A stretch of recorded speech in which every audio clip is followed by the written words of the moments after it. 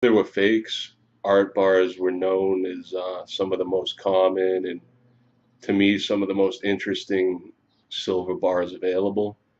And just wanted to take a few minutes to talk a little bit about them and my opinions on them, and also to show you a few. So it's a shame to me that now it seems the term art bar has become almost synonymous with fake silver. And it's too bad because it wasn't long ago that art bars were real common and well known as real silver bars and widely available in a whole bunch of different designs. I'm a bit curious about what the mintage numbers were on some of these. I know there are specific books that target, art bars and give you mintages on different ones. So I'm a little bit curious how many of these things they would mint in single designs. I mean, I'm sure the mintage was all over the place. Probably a big variation, some of the more common and some that were probably pretty rare.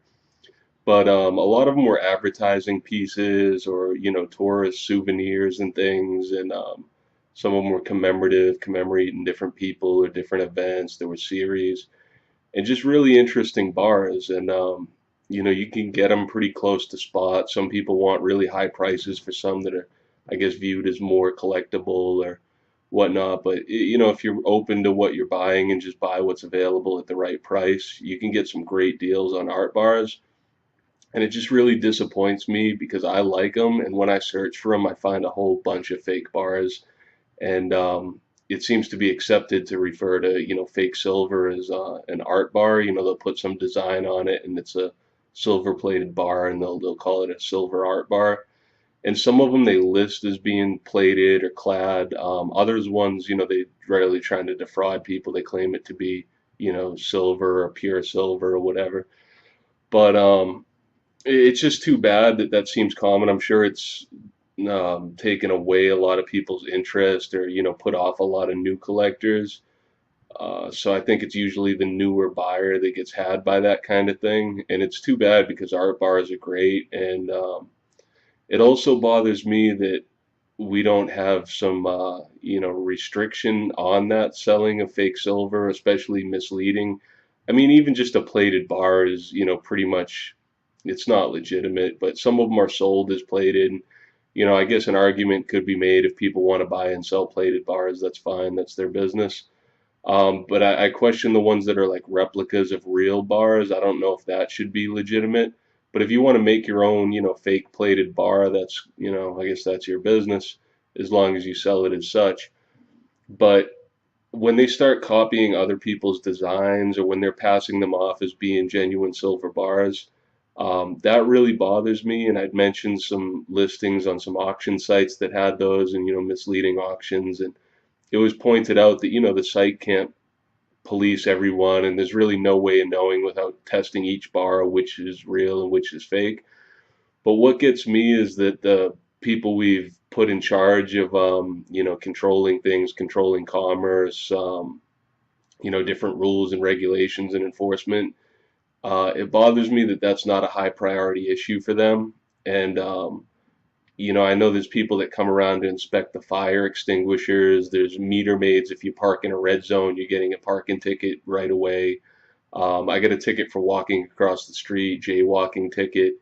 And, granted, maybe those are easier, things to spot or point out or whatnot. But to me, there should be a major interest in things like fake silver bars and it would also carry over to like, fake shoes, fake handbags, whatever it is, fake products, because these manufacturers are, major parts of the economy. They're taxpayers. They're, part of the marketplace that keeps this whole thing going.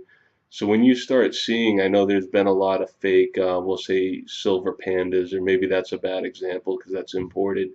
But we'll say I know Silvertown bars. Silvertown's, one of my favorites when it comes to generic bars and things. And so I've seen fake Silvertown bars. Now it would seem like that's really bad for Silvertown as a company if they get a reputation of having a lot of copies of their products. People will be, afraid to purchase their products definitely on the secondary market and probably also directly from the manufacturer, because if I was buying them to sell in the future, which most people are, you wouldn't want one that has a lot of copies, because when you go to sell it, people are going to question the authenticity. That affects the whole market, it affects the whole economy. And it's true with silver, but it also carries over to other things. And thankfully for people that are in the know, silver is one of the more easy to, test whether it's real or not, or authentic or not. For other things, like I said, clothing and whatnot, it's even harder to point out the fakes. So it seems like there would be a real interest in shutting down that counterfeit marketplace. It's bad for everyone. But I was going to show you some of these bars today. So here's a few. Here's like Loveman's, which I'm guessing was some kind of a store or maybe a company. And that's a pretty simple, basic art bar, and used for a promotion. It says, I think, 100 years of love. So I guess it was a company that I don't know what they did, so I don't know much about the company, but they commemorated it with this little art bar. And that's great, to give out to employees or give out to customers. Um, and at the time, silver would have been real cheap per ounce. So, this might have been a $5 or a $10 item, and, great promotional tool. Then you have some others. Here's a prospector, vagabond prospector. Again, really cool art bar. I don't know too much about it, but for close to spot price, you're getting your silver and you're getting some really amazing artwork and some history along with it, and just really cool. I mean, some of my favorite products, and as far as collecting goes, I mean, this is where it's at. So you got, here's Patton, George Patton, real interesting. Um, Guess he was, a real hard charger. So, there's Patton on a silver bar.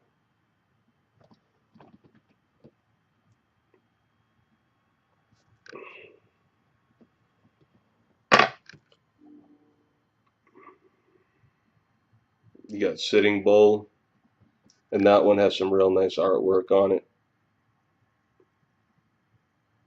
And there's a great story there with Sitting Bull too. If you ever want to, for those of you who aren't familiar, do some reading and research about Sitting Bull. It's great stories there, great history. And that's part of what I like about these, is they always inspire me to do a little research on the subject of the bar.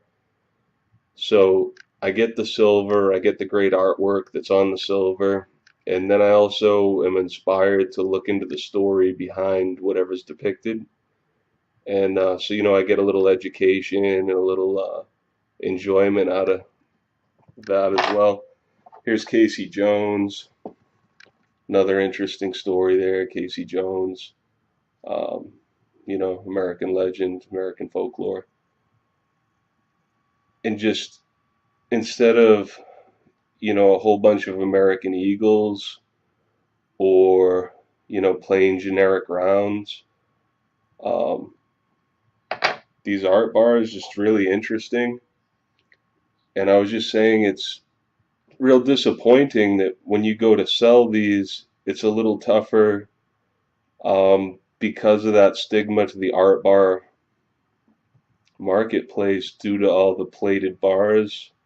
You've got plated, you've got clad, you've got German silver, you have mills, they call them 100 mills bars, and just all these terms they use. And that's when they're trying to be, honest with you, I guess, if you want to call it that.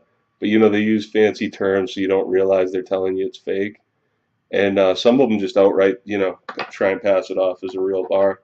Other ones use the fancy wording to try and trick you. And I see a lot of them being sold.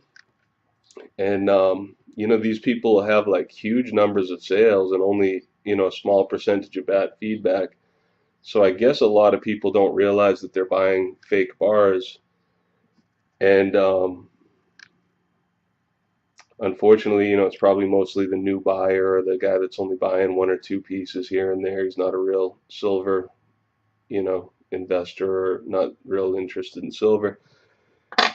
And it's too bad, and they're paying, like bullion prices, so they're paying for silver but getting clad bars when they could be getting these, just real amazing quality silver art bars. And there's so many of these things, and I mean they range from, Christmas 1978, or New Year's 1974 or whatever they've got, Happy Thanksgiving, to like really interesting, art.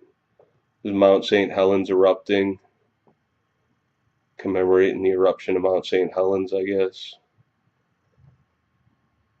Kind of a kind of a disaster, so it's a funny thing to commemorate, but major event, so there it is on a silver bar.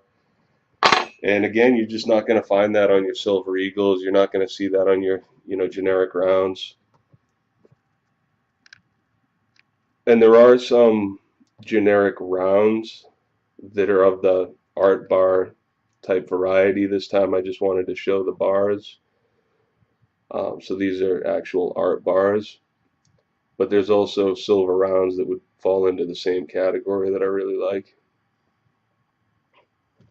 Little trolley car there. Then you got a train. This is a pretty simple, just plain bar, train on it, plain back, engravable. You got some of the more intricate ones. This one's going to be a plantation house. And that kind of gives you an idea of the age of these also. This is the America. Let me see if I can focus it a little. This is the America the Beautiful bar series. And I mean, just amazing detail on that. But it's America the Beautiful, and that's the Southern plantation house that they're commemorating. So again, that gives you the idea of the age and the time period of these bars. And just thought some of you might find it real interesting. I know most of you are familiar with the art bars, but really nice pieces, a great way to, stack and collect silver and keep it interesting. And there's really no risk if you're familiar with silver. I mean, it's the easiest thing to test and to, determine whether or not it's real. Silver is silver, and, pretty easy to verify. So as long as, you're aware of what you're buying, I don't see any downside to these other than the fact it's a little hard to list them. So if you were going to sell them, 1 ounce individually, you have to know and describe each piece. As opposed to, if you're liquidating a monster box, you take a picture of an eagle, all the eagles are the same, and, that's, I guess, the downside to these. But for me, on the collecting end, it's the upside. There's Raggedy Ann and Andy. Kind of interesting on a silver bar. Little gift piece, I suppose. There's Bolivia, silver producing nation. Interesting. And I mean, it just goes on and on. The variety and possibilities here are endless. This one was a stamp. Interesting with their goose there on a stamp. But yeah, I just thought I'd talk for a minute here about the silver art bars, and thank you all for watching.